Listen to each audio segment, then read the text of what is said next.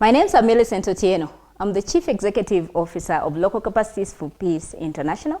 Our definition of a trauma-informed organization is one that recognizes, realizes, and embraces the need to take care of their staff, as well as to have policies within the institution that supports treatment and taking care of the caregivers. When you go in a context, especially for the peace builders and practitioners, even media practitioners, they work in contexts where they interact with wounded persons and they get to carry part of the wounds because of the stories they get from these people. That is called vicarious trauma.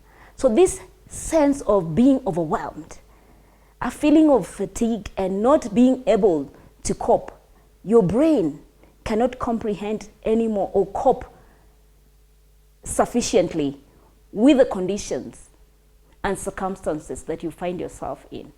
Sometimes even the staff, they don't realize that they are traumatized. For us as an institution, it has become a practice that when we have our weekly meetings in the office, and also when we engage with our other collaborators in team meetings, we always discuss issues that have to do with trauma-informed peace building.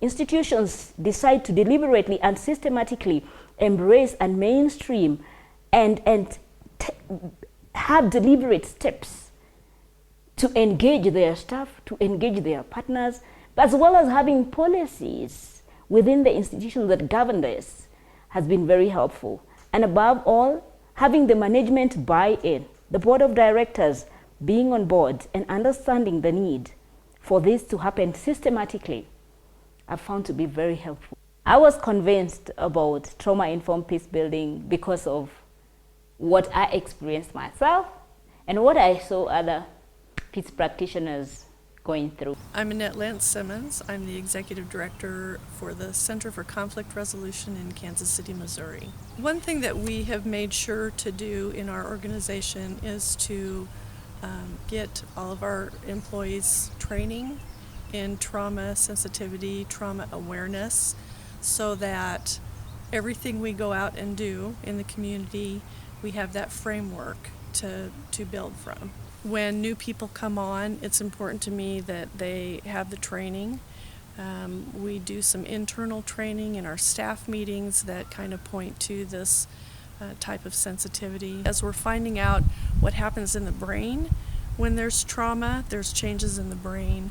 We're finding out that behavior that kids are showing are trauma-induced.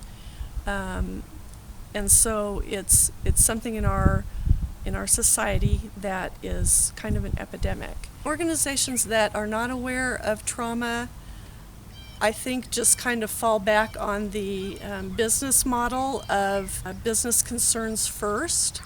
And even though the needs of our organization is important, it has to go hand in hand with what is best for people. There is not just a scripted way that we behave.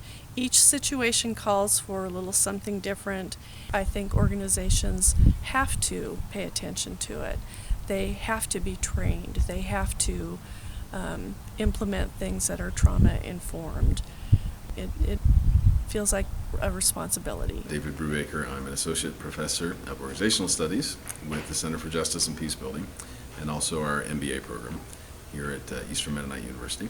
I've witnessed many organizations dealing with serious trauma, both current and historical trauma, and that includes organizations that I've consulted with and some congregations particularly, that various things have happened in their history that have led to a legacy of historic trauma.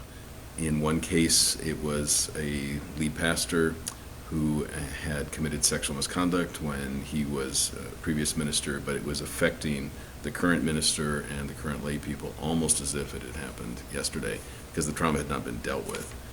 It showed up as complete distrust in the current pastor, but that distrust was because a previous pastor had violated their trust. Part of what we try to do when we as consultants become aware of that is to help the organization tell its history in an honest way. The positive points as well as the challenges.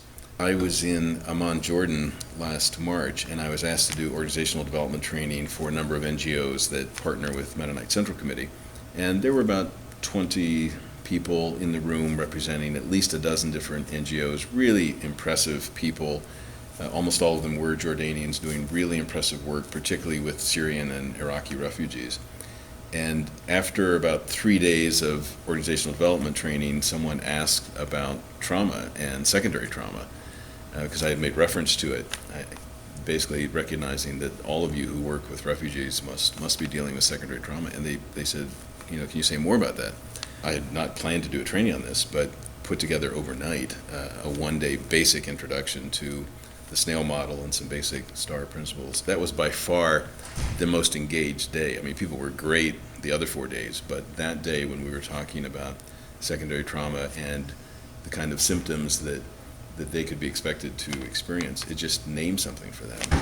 And we went around the circle at one point and people just said, okay, now it makes sense to me. I mean, I knew I wasn't sleeping well. I knew I was having nightmares myself, and I couldn't understand why because I haven't experienced, but I've been working with people who are telling me these stories. It was clear to me that NGOs that deal with traumatized populations, whether it's in this country or elsewhere, really need to help their people become more trauma aware so that they can name what's happening for them as well as for those they serve. And there are 3 things that have been found by research and by my own experience to matter, to really lead to more effective change processes. We need a group from the inside, we need it to be representative of the organization, and we need to take the time to learn what will work in our organization and not just import something from outside. Those who are willing to work with a team and are doing it out of a love for the organization and for others in the organization have an incredibly high success rate.